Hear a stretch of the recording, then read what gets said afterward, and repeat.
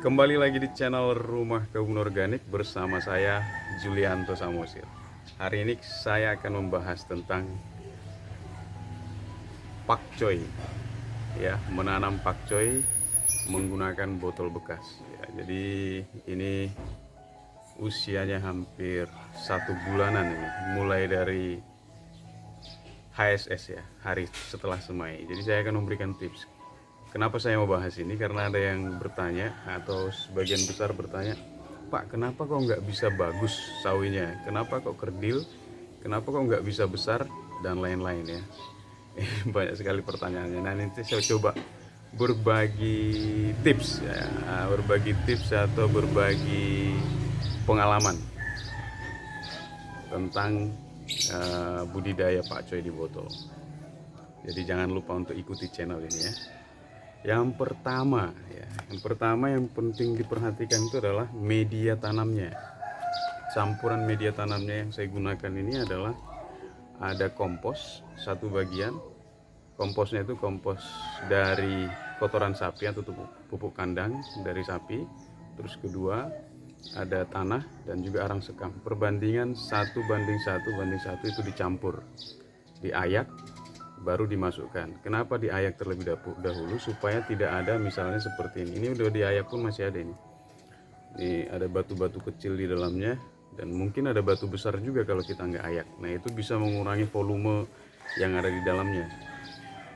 Terus yang kedua, benih ya. Benih yang kita pilih harus benih yang kadaluarsanya masih jauh ya, agak jauh lah ya, tidak harus jauh-jauh banget tapi agak jauh gitu. Artinya untuk menghindari waktu kita benihkan atau bibitkan benihnya itu bisa sprout dia, nggak gagal tumbuh ya. Pemilihan benih itu penting. Berikutnya itu semainya. Kalau yang ini ya dan yang di samping sini nih, ini semuanya saya langsung semai di botol. Artinya langsung di tempat setelah media tanam dimasukkan, saya langsung masukkan benihnya di dalam ya. Tetapi waktu semainya itu saya nggak menaruh benihnya itu hanya satu, saya taruh 1-3. Tujuannya apa? Supaya kalau ada benih yang nggak sprout ya atau gagal tumbuh, itu kita bisa sulam ya ke tempat yang lain. Dan pada akhirnya satu botol itu hanya boleh satu supaya maksimal tumbuhnya. Jadi hanya satu, jangan 2, jangan 3, apalagi 4, jangan satu aja supaya nanti besar. Ini pun sebenarnya udah bisa dipanen, tapi saya biasanya tunggu dia agak lebih besar. Panennya juga caranya berbeda seperti itu ya. Itu yang kedua. Yang ketiga ya, pembibitan. Berikutnya adalah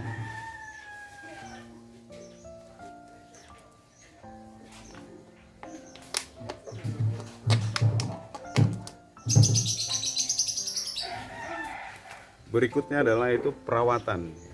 Perawatan lanjutannya itu ya, kita jangan lupa setelah kita taruh benihnya itu tergantung cuaca. Tetapi kalau panas itu paling tidak 2 kali sehari kita siram tanamannya ya, pagi dan sore, waktu yang terbaik nanti supaya tumbuh. Nah, setelah itu baru nanti kalau sudah pada tumbuh benihnya, kalau ada yang isi 3, ada isi 4, setelah umur 2 minggu sampai 3 minggu berdaun 4, baru kita pindahkan.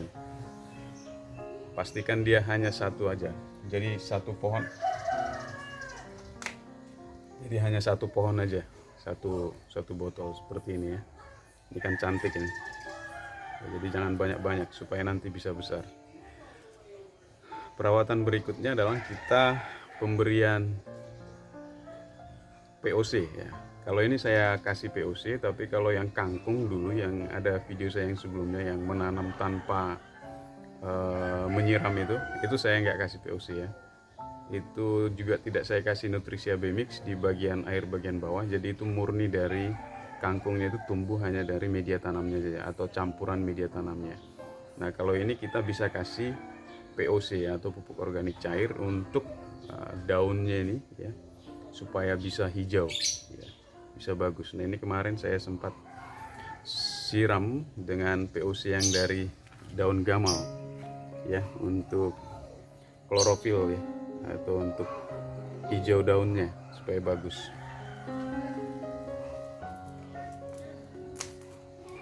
Perawatan berikutnya yang tak kalah penting itu adalah penyemprotan PHT ya, atau pengendali hamanya.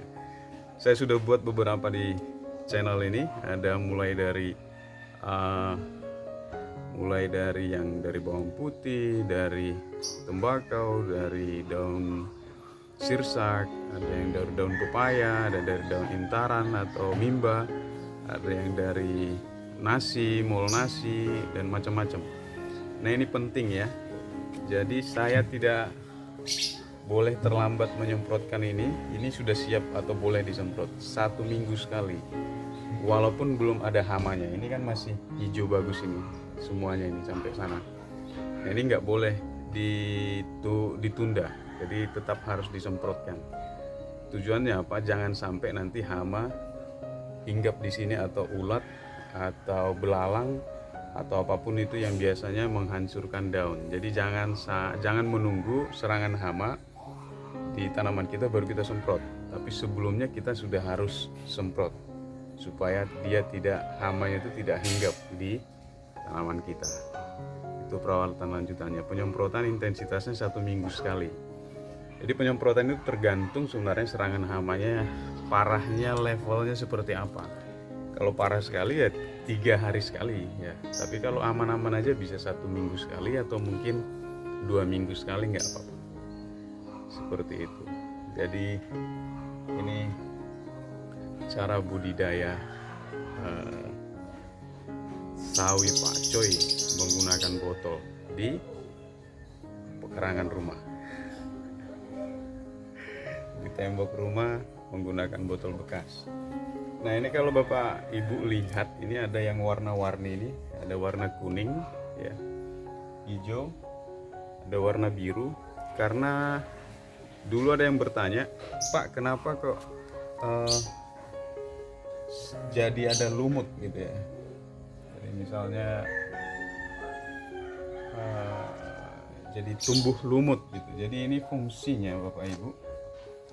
Jadi misalnya ini saya kasih warna kuning ini, nanti tinggal saya kasih lem aja di sini, bisa sekaligus ini jadi PHT-nya, pengendali hamanya. Jadi hama akan nempel-nempel di sini. Saya pernah buat video yellow trap ya. Jadi nanti hama bisa nempel-nempel di sini. Nah, kenapa ini dicat ya? Karena memang air kan kita siram terus ya, atau kita siram, dan ini kan transparan ya. Otomatis ini misalnya di bagian sini nih ya, di bagian sini ini akan tumbuh lumut ya, karena kan terpapar matahari ya, jadi dia akan tumbuh lumut. Kenapa kita cat ya, kita cat bagian sini ini supaya menghindari botol ditumbuhi oleh lumut, karena sinar matahari terhalang oleh warna cat ini. Bisa warna kuning, warna hijau, bisa warna biru atau merah kuning hijau juga boleh, seperti pelangi di langit ya, nggak masalah. Ini supaya tidak tumbuh lumut. Jadi untuk menjawab pertanyaan ada ibu dulu, Pak kok jadi ada lumutnya gitu ya. Jadi kalau supaya nggak ada lumutnya dicat ya. Ini tujuannya. Satu lagi yang aku lupa mau menyampaikan, pakcoy atau sayuran apapun itu perlu sekali sinar matahari.